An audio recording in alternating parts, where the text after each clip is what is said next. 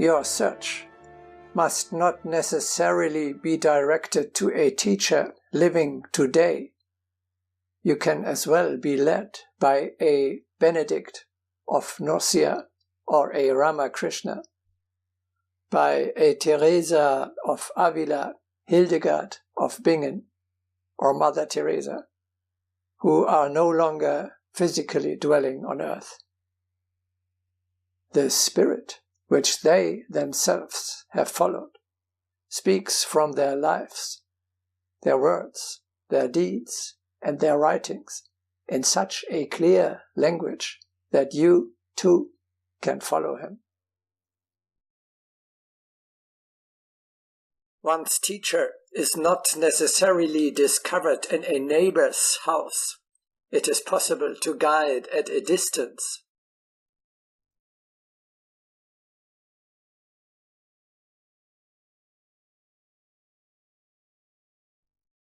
If the very beautiful image of Saint Francis is so close to you, do choose him as your teacher. Why should you turn to another guru? Have your own. Why not try to follow the great example of Saint Francis?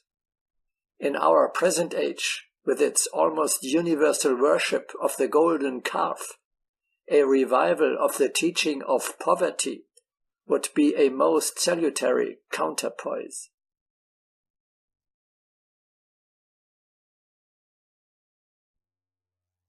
Of course, it would be easier for you to join a contemporary teacher and be taught and guided by him. Of course, it would be a blessing for mankind if there were many ashrams with enlightened masters and their disciples to whom the seeker could turn.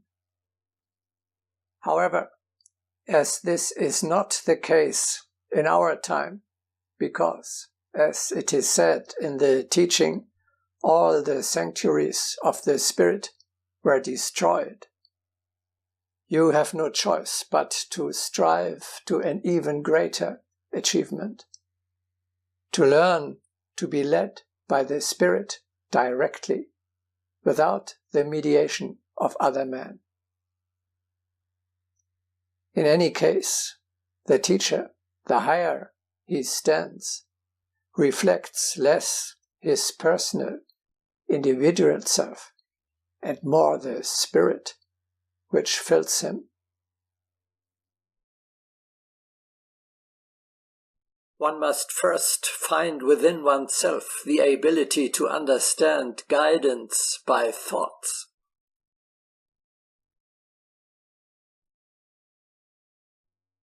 The lives of many saints, for example, Catherine of Siena, Joanna of Orleans, Margareta Maria Alacoque, or Bernadette of Lourdes, prove that spiritual guidance from the world beyond is possible and often practiced.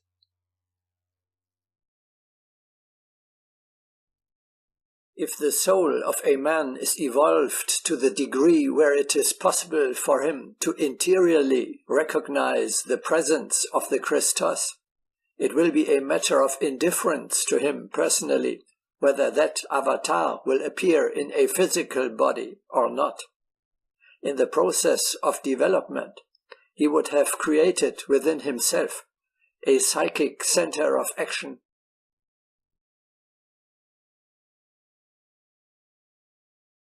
within which a response would be aroused by the mental stimulus of another who was attuned to the same key, perfect devotion to, and intercommunication with the Christos would attune the consciousness to the keynote of the Christos.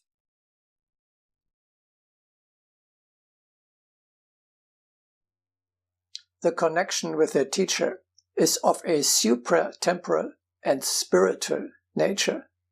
It is not bound by the limitations of matter, time, and space.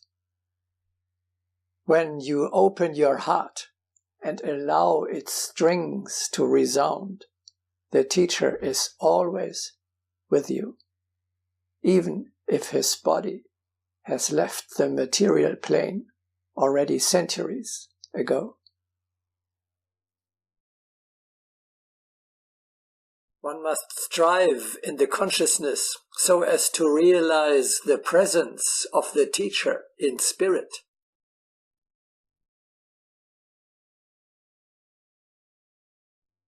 Thus, the teachers themselves say,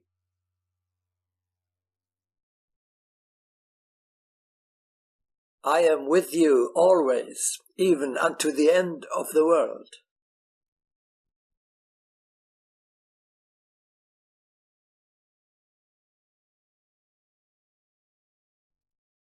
Even now, of course, I am with you in spirit, though absent in body. So consider how you can hold me back with you. To tell the truth, I will never leave you without taking you with me.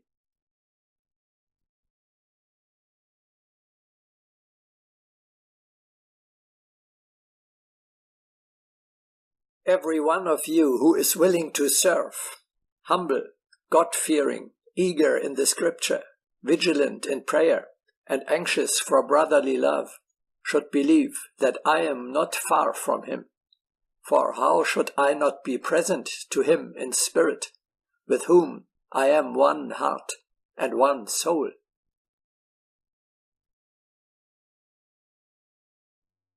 The great goal is to advance so far on the path of purification, to refine your inner spiritual senses to such an extent that you can hear the voice even of a non-incarnated teacher.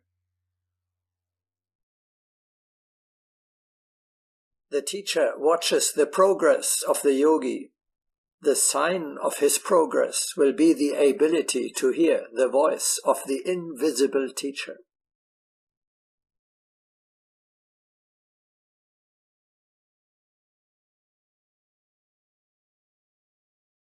Bear in mind that your efforts should be directed to the development of your own higher centers of consciousness, so that it will be possible for you to contact your friends on higher planes without an intermediary.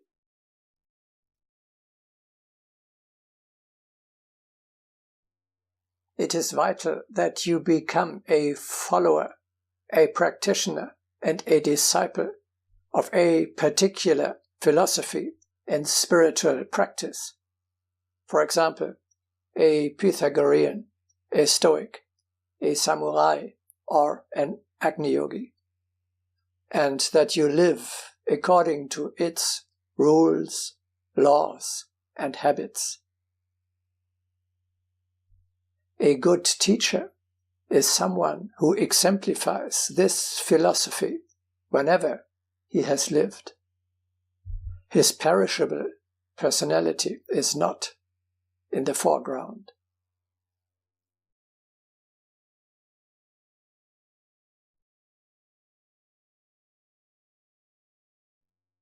Remember, you must be worthy of the teacher you have chosen. The higher he stands, the more. Therefore, do not aim too high. Do not pursue an unachievable ideal. Be sure to stick to the next higher step of the Jacob's ladder. We must realize the whole chain of hierarchy, holding strongly to our nearest link. Woe to the one who tries to skip this link and thus loses his connection.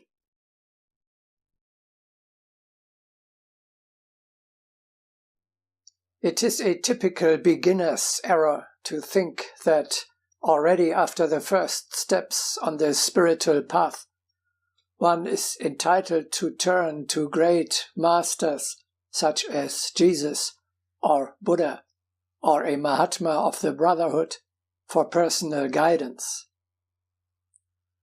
The love you feel for these great souls may be genuine. It is, however, the love of a soldier for his general, in whose leadership he blindly trusts, although he can at most watch him from afar. As opposed to that, your personal guide is the officer or corporal standing closest to you. You cannot yet dare to turn to the general directly with your personal request.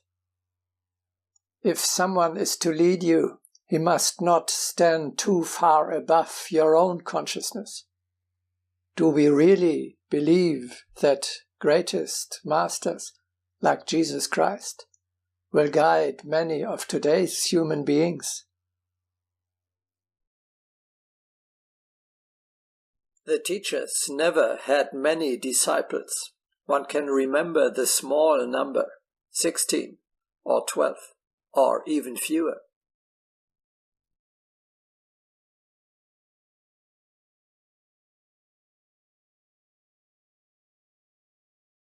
The number of true disciples is very limited.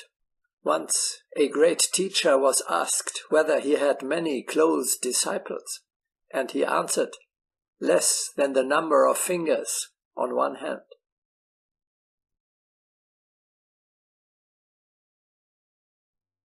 There rules the age-old principle, as below, so above.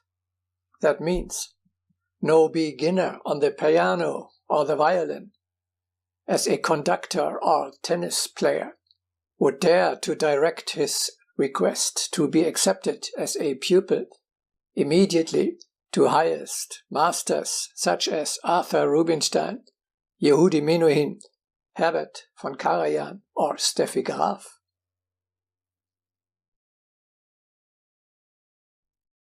You would not believe the man or woman who told you he could take you just as you are and place you in the ranks with Beethoven or Michelangelo by giving you lessons for a year or two in music or sculpture.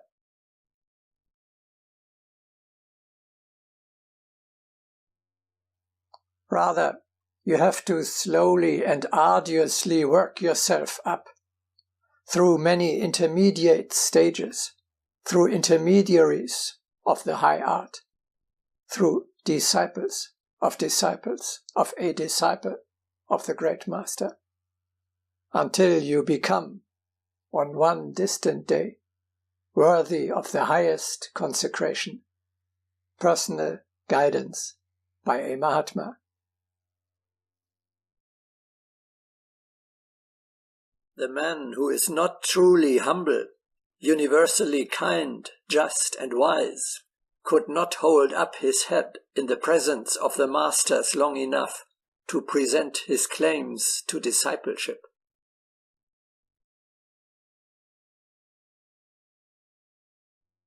Therefore, worshipping and following the saints is much more realistic than believing that every small man could turn directly to the highest levels, to Jesus, to angels or archangels, or even to God himself. The saint is the next level of evolution, and thus the natural mediator between man and the higher spheres.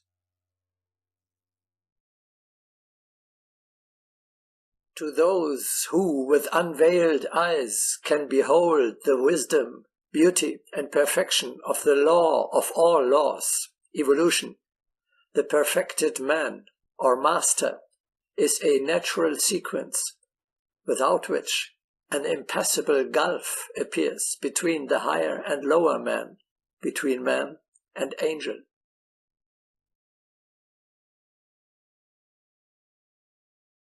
Look where you may in nature's realms, you will find no great gaps between its different degrees, and this fact alone proves the possibility of a final realization of the animating hope of the human race, the perfectibility of man.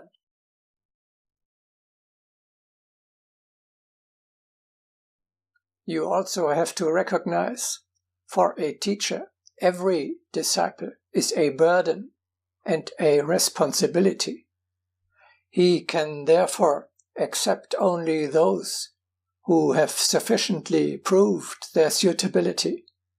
Otherwise, he would waste his precious time and energy.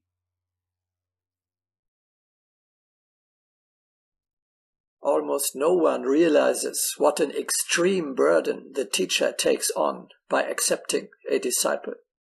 Therefore, the great teachers who guard the world, who direct the universal processes toward good ends, and who participate in gigantic cosmic battles, can accept only those in whom they have no longer any doubt.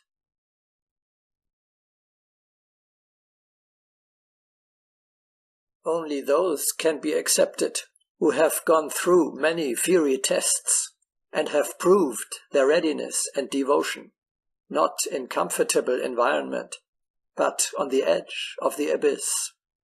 Hence, the small number of accepted disciples.